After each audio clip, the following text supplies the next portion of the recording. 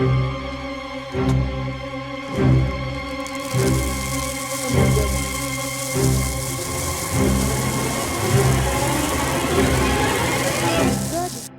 bien, bonsoir et bienvenue dans ces nouvelles petites histoires extraordinaires d'Elisabeth de Caligny.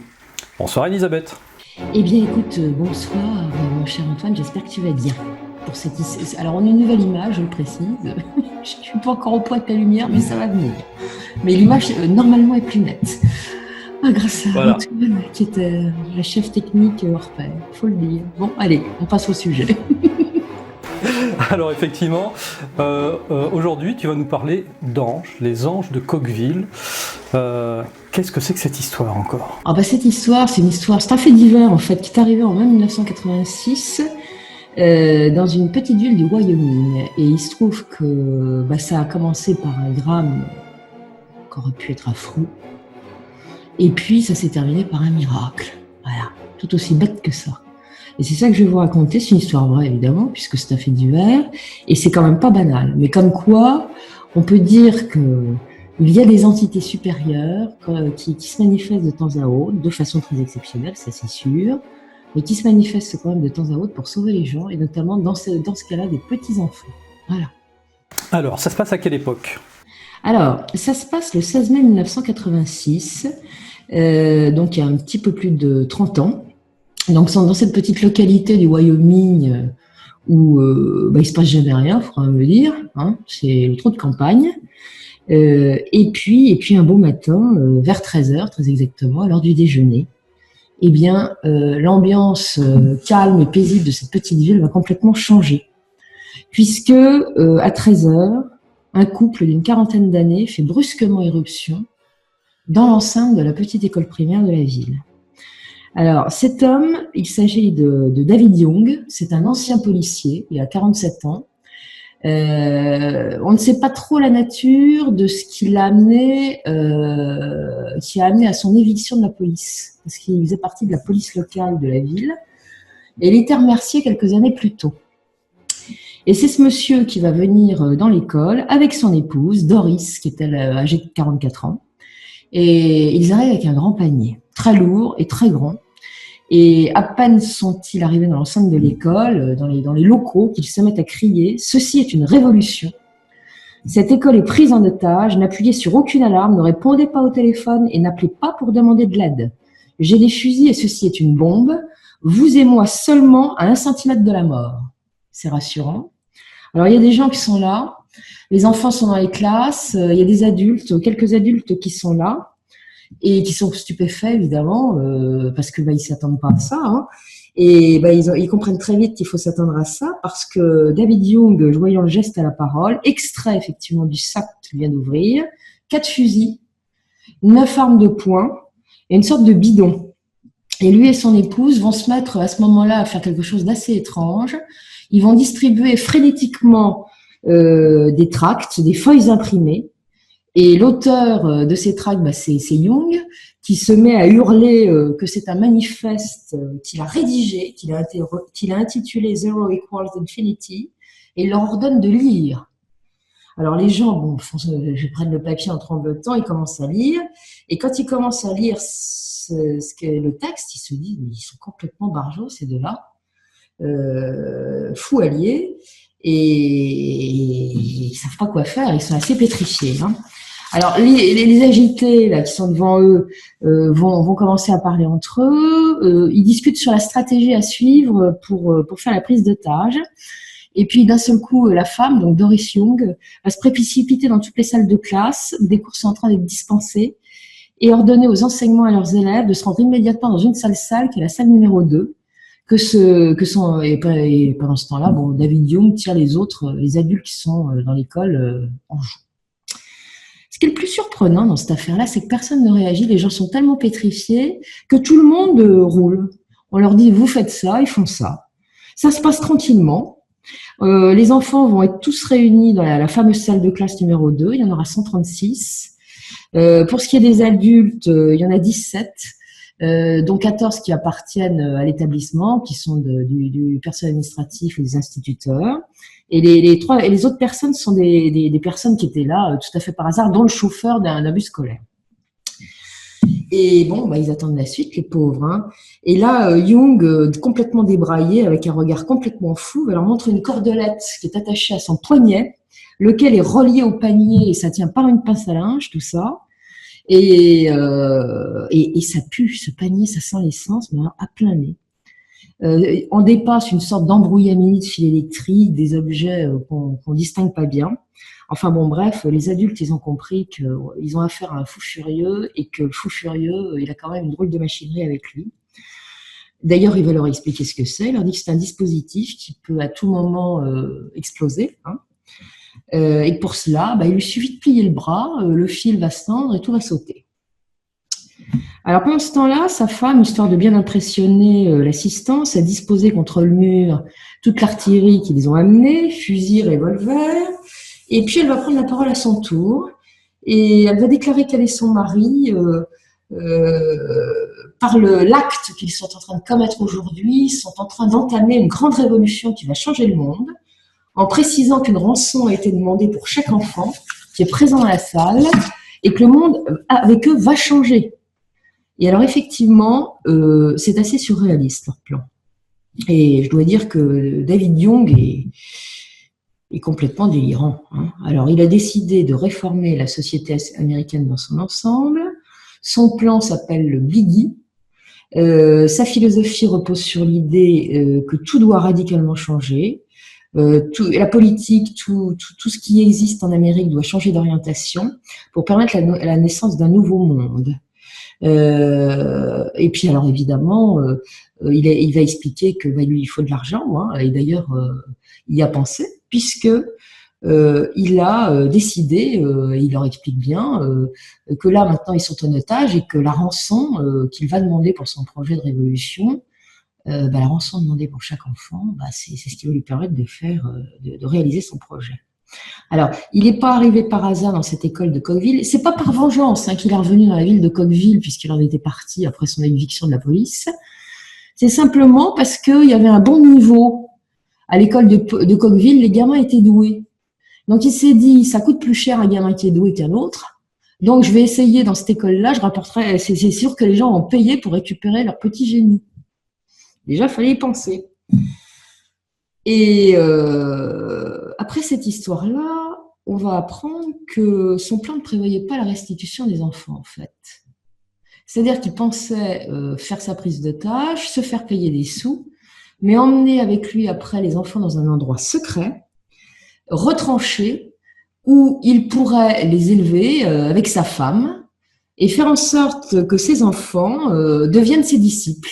Il leur enseignerait pendant des années sa philosophie pour pouvoir les formater et ensuite les répandre dans toute l'Amérique une fois qu'ils seraient adultes pour qu'ils puissent divulguer sa bonne parole et changer le monde, évidemment. Alors, il a encore des ambitions plus larges puisque les USA, oui, il faut changer cette société, mais il faut voir encore plus loin. Et quelques jours avant la date fatidique, il a fait un truc absolument extraordinaire. Il a écrit au président Ronald Reagan une belle lettre où il annexe son génial manifeste, Zero Equals Infinity, et puis il va envoyer ça à différents médias aussi. Et dans la lettre qu'il a envoyée à la Maison-Blanche, il écrit au président pour lui dire qu'il faut qu'il lui accorde une audience très vite pour énoncer son projet, parce qu'il a des vues réformatrices qui pourraient évidemment l'intéresser. Et puis en même temps, il lui dit qu'il faut qu'il se débrouille pour lui faire débloquer une somme de 2 millions de dollars par enfant, ce qui fait à peu près 350 millions de dollars, hein, une paille. Et qu'après ça, bah, ils vont pouvoir œuvrer tous les deux et changer le monde. Le problème, c'est que ce gars-là, il a des comparses. Enfin, le problème, si j'ose dire, très curieusement, je dirais même plutôt, il a des comparses, il a 2 copains à lui, qu'ils connaissent depuis longtemps, qu'ils l'aiment bien, et puis il va leur expliquer son petit plan machiavélique. Les deux hommes s'appellent Gerald Depp et Doyle Mendenhall, et il va réussir à leur expliquer que déjà, il faut qu'ils mettent la main à la poche pour actionner le début de la machine. Donc, il va quand même leur réussir à leur piquer de l'argent, hein, pas fou. Et puis, il va leur expliquer que leur argent sera bien investi parce qu'il va y avoir précisément, grâce à son génial projet, un retour sur investissement absolument considérable. Va y avoir un premier grain de sable dans la machine, dans l'entreprise de David Young, avec ces deux-là. Parce que lorsque ces deux doux rêveurs apprennent le plan machiavélique dans le détail que leur a concocté leur ami, et notamment la prise d'otage, ben, ils sont plus d'accord. Ben, alors l'autre était pas fou, il leur a pas annoncé ça avant de partir à l'école, il leur a annoncé ça pendant le voyage. Et du coup, bah, les gars peuvent pas bouger, ils sont dans le camion. Aussitôt, quand ils disent qu'ils iront pas et qu'ils veulent pas faire une chose pareille, Dame Doris Young se jette sur eux, les menottes, les attaches, les bâillonne et tout le monde est au fond de la camionnette. D'ailleurs, pendant la prise d'otage, ils vont rester bâillonnés dans la camionnette, ce qui est peut-être pas plus mal d'ailleurs. Et puis, il y a quelqu'un d'autre aussi qui va être engagé dans l'aventure. Il s'agit d'une jeune fille qui est la fille d'un premier lit de David Young. Elle s'appelle Penny. Et elle, elle ne dit rien pendant le parcours. Elle rentre dans l'école avec son père et sa belle-mère. Sauf que d'un seul coup, elle est prise de panique.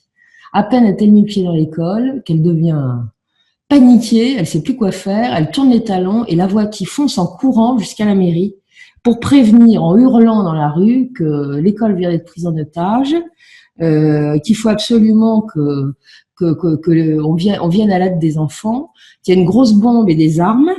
Et donc, elle va immédiatement rencontrer la responsable de la sécurité de la petite ville qui s'appelle Katie Davidson, qui va coordonner immédiatement les services d'urgence pour essayer d'arrêter le désastre. Hein. Alors pendant ce temps-là, à l'école, ça s'organise très tranquillement, mais d'une tranquillité, comme s'il ne se passait rien. Tout de suite, les maîtresses vont demander à David Young l'autorisation d'aller chercher des livres, du papier, des crayons de couleur pour les enfants, une télévision, des films et tout ça, pour que les petits puissent s'occuper et qu'ils ne s'énervent pas. Et les enfants commencent à dessiner, à bouquiner dans le silence, à regarder des films. Et Doris Young regarde tout ça et elle a peut-être un sursaut de bienveillance à ce moment-là. Elle va prendre la parole puis elle va expliquer aux enfants que c'est pas grave, qu'il faut pas qu'ils aient peur, qu'il va rien leur arriver, qu'ils restent calmes, qu'il n'y a pas de problème. Et puis elle va leur dire, si par hasard vous avez peur, vous n'allez pas avoir peur, mais si vous avez peur, imaginez qu'on est en train de tourner un film, voyez. Vous êtes dans un film d'aventure, il se passe des choses, et pour vous, vous allez voir, ça sera une expérience absolument inoubliable plus tard. Un jour, vous serez célèbre pour ça. Vous pourrez écrire dans les journaux, faire des interviews, vous aurez une grande histoire à raconter à vos petits-enfants. Bon, inutile de dire que les marmots sont pas plus rassurés que ça. Au contraire, ça va plutôt produire l'effet contraire. Hein. Parce que dans la salle, d'abord ils sont enfermés comme des sardines, même si la salle de classe est plus vaste, ce sont des salles de classe qui sont plus vastes que chez nous. Et quand même 150 personnes là-dedans, ça fait beaucoup, et puis ça sent l'essence à plein nez. C'est-à-dire que le panier où il y a la bombe, je sais pas ce qui se passe avec l'essence, on le saura plus tard, mais c'est insupportable, évidemment ils veulent pas que les fenêtres soient ouvertes. Et donc, les mômes, ils commencent à pleurer et à avoir de la mal à la tête. Ils veulent rentrer chez eux. Et les minutes passent et ça pleure de plus en plus. Et ça se lamente.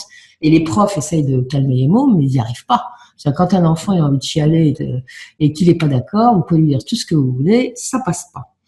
Alors, les profs, il y a une institutrice qui va avoir une idée. Elle dit, c'est l'anniversaire de Jeremiah Moore.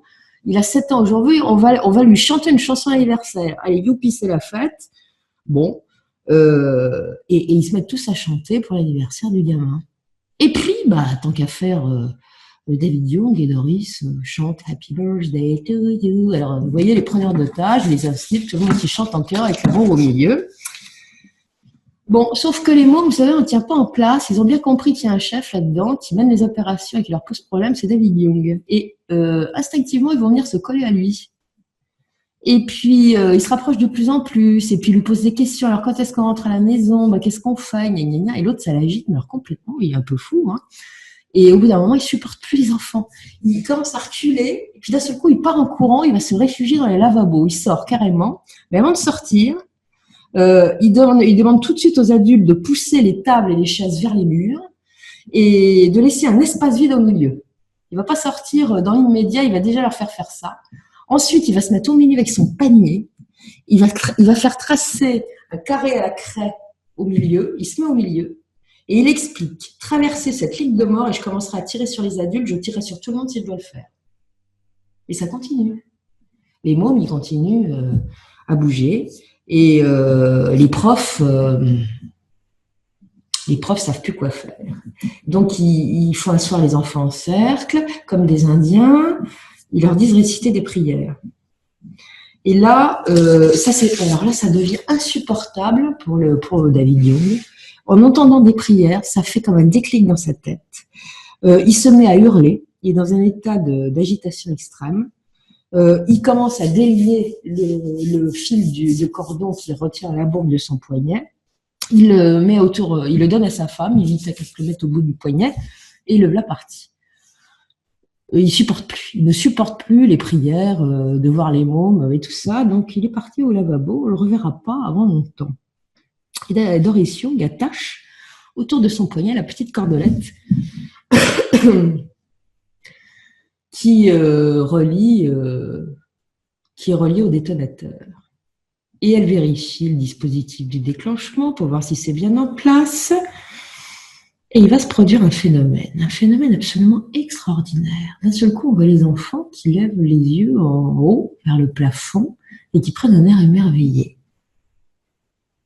Et qu'est-ce qu'ils voient, ces enfants? Ça, on le saura plus tard.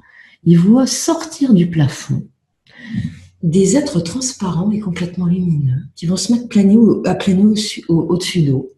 Ils sont tellement fascinés qu'ils regardent ce qui est en train de se passer. Certains diront ensuite qu'ils ont entendu une voix distinctement qui leur a dit que la bombe allait exploser, mais qu'ils ne devaient pas avoir peur et qu'ils devaient rejoindre rapidement les fenêtres, les grandes baies vitrées. Et Doris Young va voir tous ces enfants qui d'un seul coup vont se diriger vers les fenêtres. Pratiquement tous, certains vont aller vers les portes qui sont de l'autre côté, mais la majorité des enfants, comme téléguidés, vont vers les baies vitrées. Alors ça, personne ne comprend. Les adultes qui n'ont pas entendu et qui ne voient pas, il n'y a que les enfants qui voient, sont absolument sidérés. Tout ça, ça se fait dans un calme olympien. Il y a un petit garçon qui déclarera un journaliste après, il s'appelle Nathan, ce petit garçon. Je m'étais assis dans la classe et je m'amusais avec un jouet quand quelque chose m'a fait lever. C'est quand j'ai vu les anges. Ils étaient brillants avec des longues robes blanches. Certains se tenaient la main. Ils ont glissé en travers du plafond et sont restés suspendus dans les airs durant 1 seconde. Je me sentais totalement en sécurité. Oh, mon ange était une belle dame lumineuse. C'était presque comme si elle avait atterri sur mon épaule. Et elle m'a dit, tu ne dois pas avoir peur, Nathan. Lève-toi et va vers la fenêtre. La bombe va exploser. J'ai simplement fait ce qu'elle m'a dit et d'autres enfants ont commencé à faire la même chose. Et Doris Young s'énerve. Elle s'énerve parce qu'elle ne comprend pas et elle ordonne évidemment aux adultes de calmer les mouflettes. Tout le monde revient à sa place et tout le monde se rassoit. Le problème, c'est qu'elle s'agite. Et elle oublie qu'elle a le cordon à la main. Donc elle lève le bras et là, tout saute. Elle est transformée en torche vivante dans l'instant. Elle traverse la pièce et elle veut heurter quelques enfants au passage et puis voilà. Et puis après, il n'y a plus qu'une énorme fumée, terrible, des cris évidemment, et des adultes qui, à travers cette fumée épaisse, recherchent les petits, en cherchant au sol ce qui se passe. C'est une fumée noire, épaisse, on n'y voit vraiment plus rien. Et puis, il y a des enfants qui ont commencé à prendre feu, parce que quand elle est passée près d'eux, enflammée, la dame, leurs vêtements ont commencé à prendre feu. Bon, tout ça s'est éteint très vite, et tous les enfants sont sortis par les fenêtres, qui ont été soufflés, certains par la porte. Les adultes leur hurlent de courir le plus loin possible.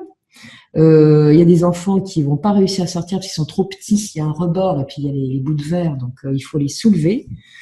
Et puis il va y avoir des choses extraordinaires. C'est qu'il y a des enfants qui vont se retrouver sur la pelouse de l'école sans savoir comment. Des petits. C'est comme dans le vol 401. Le gars qu'on avait retrouvé les pieds dans les temps avec son verre de whisky ne comprenait pas ce qu'il faisait là. Là, c'est la même chose. Il y a quelques enfants et qui est arrivé la même chose. Et puis, il y a une petite fille qui s'appelle Jenny Johnson qui dira, moi, c'était autre chose. Il y a une dame que je connaissais pas.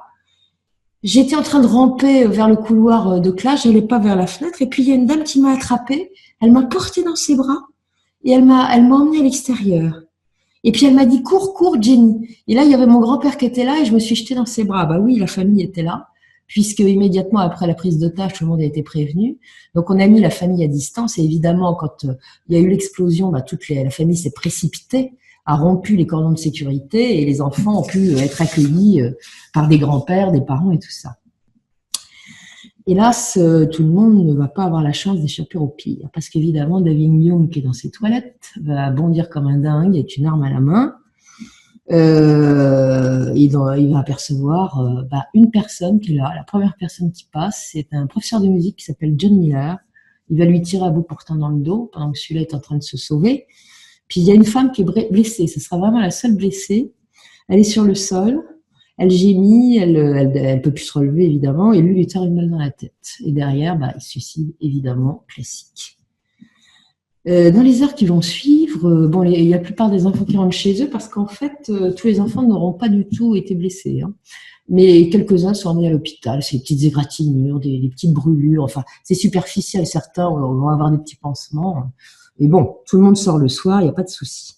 Et puis, ces enfants commencent à parler aux parents. Oh, mon Dieu, qu'est-ce qui nous est arrivé?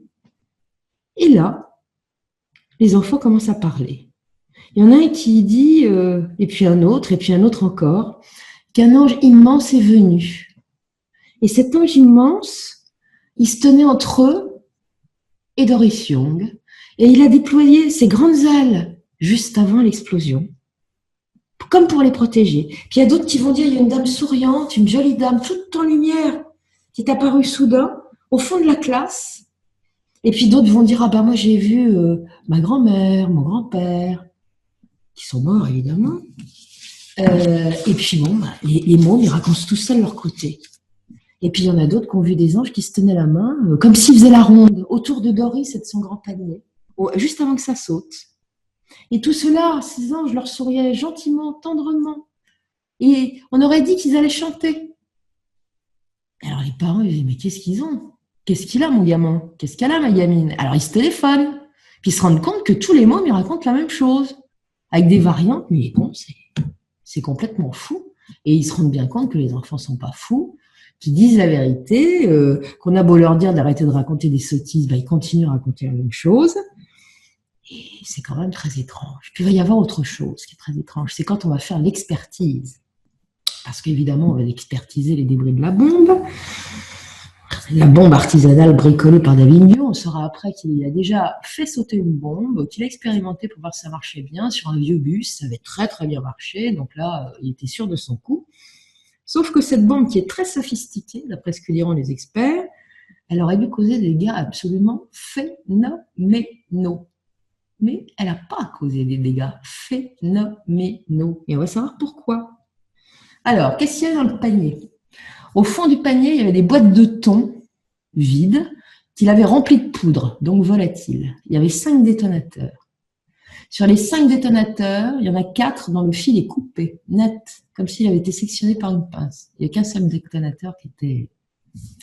Au-dessus des boîtes de thon, qu'est-ce qu'il y a? Il y a des étagères, des planches de bois d'étagères, où il y a au moins 200 cartouches de revolver qui sont dispersés entre les planchettes. Et au-dessus de tout ça, qu'est-ce qu'il y a? Il y a un réservoir avec de l'essence. Et là, c'est le deuxième truc qui n'a pas fonctionné. Il se trouve que le réservoir était fuyard. Et c'est ça qui a fait échouer le dramatique de la bombe. Alors, et c'est ça également que tous les enfants et tout le monde sentaient, qui accommodait les gens. Et alors, pourquoi ça a empêché d'avoir une déflagration bien pire? Eh bien, tout simplement parce que le projet de David Young, la poudre qui était dans les boîtes de thon, elle était volatile. À partir du moment où il y a l'explosion première avec le détonateur, cette poudre était censée s'envoler dans l'espace. À ce moment-là, comme il y a une explosion, l'essence s'enflamme. Et ça fait une boule de feu. Sauf que là, comme l'essence avait fui, c'était de la pâte qui se trouvait dans les boîtes de thon, puisque c'était devenu de la pâte, la poudre, et elle s'est pas envolée. Donc, au lieu d'avoir une explosion latérale avec une boule de feu, ça fait une explosion à la verticale. Et Doris Young, qui était à la verticale du panier, elle a fini en torche. Voilà pourquoi il y a eu un deuxième miracle, si je puis dire, parce que la bombe avait été comme bricolée, mais trafiquée. Comment dirais-je, il y avait quelque chose qui s'était passé, et c'était probablement pas David Young qui s'était amusé à couper les fils de ces détonateurs. Les experts vont dire que c'est un pur miracle, ils vont l'écrire noir sur blanc. 79 personnes seulement vont avoir des brûlures superficielles. Sur toutes les autres, il y avait 130 enfants, je vous le rappelle, et 17 adultes. Ils sortent le soir. John Miller, par la suite, qui a pris une balle dans le dos, miraculeusement s'en sort, sans aucune séquelle. La seule victime, c'est hélas la dame qui gisait au sol, qui a été achevée, et les 2 terroristes. Alors ça, c'est pas hélas, ça fait deux affreux de moi. Il va y avoir quelque chose qui est encore du miraculeux, on n'a pas tout découvert. C'est qu'après que les expertises aient eu lieu, quelques jours plus tard, on laisse à la presse, aux télévisions, aux médias, aux photographes, aux journalistes, la visite de la pièce, on la laisse à disposition. Ils vont apercevoir sur un mur quelque chose de tout à fait étrange. Un dessin mystérieux, une ombre, on dirait que ça a des ailes, on dirait une silhouette. C'est marqué, c'est absolument ahurissant. Et tout le monde va en déduire que ça corrobore ce que les enfants ont expliqué. Et notamment la place où eux ont désigné que se trouvait notamment la dame. La belle dame lumineuse avec ses anges autour. Et vous verrez sur la photo qu'on voit très bien ça. Et alors là, ça va être formidable parce que du coup, la petite ville va penser que c'est un miracle, que l'au-delà est venu leur rendre visite, et le sacré en particulier. Et on va laisser tout l'été la salle ouverte pour que les gens viennent se recueillir, mais en même temps voir le miracle. Et figurez-vous qu'il y aurait eu des conversions à la religion chrétienne quand les gens auraient vu cette silhouette imprimée sur les murs. Voilà. Donc, c'est une histoire qui aurait pu s'avérer absolument épouvantable, cette histoire-là. C'est une histoire qui ne s'est pas du tout avérée épouvantable, sauf, hélas, pour une seule personne. C'est une histoire qui a été dans les mémoires des enfants qui ont grandi. Après, certains médias les ont interrogés beaucoup plus tard en disant « Et maintenant, qu'est-ce que ça vous fait ?» Ils ont dit « Écoutez, ça aurait dû être un souvenir atroce, c'est un souvenir merveilleux. On a vraiment vu les anges. » Et puis, parmi les petites filles qu'il y avait, il y en a une qui a grandi, puis un jour, elle feuillette un album de photos avec sa grand-mère, et puis parmi les photos, elle reconnaît la dame qui l'a portée. Vous vous souvenez la petite fille que la dame a portée, cette dame qu'elle ne connaissait pas, c'était sa grande-tante. Et sa grand-mère lui dit « Mais enfin, t'as rêvé, tu la connaissais pas, puisqu'elle est morte avant ta naissance. » Et bien, cette grande-tante était revenue pour sauver sa nièce qu'elle avait jamais vue. Voilà. Donc, c'est une histoire qui a évidemment secoué l'Amérique, qui l'a marquée évidemment, et c'est une histoire qui a fait l'objet d'un film qui s'appelle Le miracle de Coqueville et qui est sorti dans les salles françaises en 2015. Voilà. Donc, ça se termine toujours comme ça avec les Américains. Et je dois dire que c'est une belle histoire parce qu'elle n'est pas banale et c'est une vraie histoire d'ange parce que d'habitude, on raconte beaucoup d'histoires d'anges, mais est-ce que c'est toujours aussi bien documenté? Eh bien là, ça l'est et la presse a repris en cœur et il n'y a aucun doute là-dessus. Voilà, écoutez, j'espère que ça vous a plu. Encore une catastrophe qui s'est terminée en miracle, dirais-je, en guise de conclusion. Comme quoi, on a beaucoup finalement de témoignages et de preuves de choses extraordinaires dont on n'entend pas beaucoup parler. Moi, ce cas-là, je ne le connaissais pas. Est-ce que tu sais si les Américains ont fait une émission, tu sais, comme ils ont l'habitude de faire 30 ans plus tard, en interrogeant les enfants qui sont devenus adultes pour voir ce qu'ils en ont gardé avec leur vision d'adulte? Je pense que ça existait, mais je n'ai pas trouvé ces vidéos-là. J'ai dû trouver 2 interviews d'adultes qui étaient les anciens enfants, mais c'est très bref, mais j'ai pas quelque chose de global, mais il se pourrait très bien qu'il y ait un documentaire qui ait été fait pour interroger effectivement des années plus tard les adultes sur cette histoire-là. Ça, c'est possible. Hein. Si on cherche bien, je suis sûr qu'on trouve. Hein. Ok. Eh bien, Elisabeth, je te remercie pour cette nouvelle petite histoire extraordinaire et je te dis au mois prochain. Eh bien, au mois prochain. À bientôt. Bonne soirée. Elisabeth. Au revoir.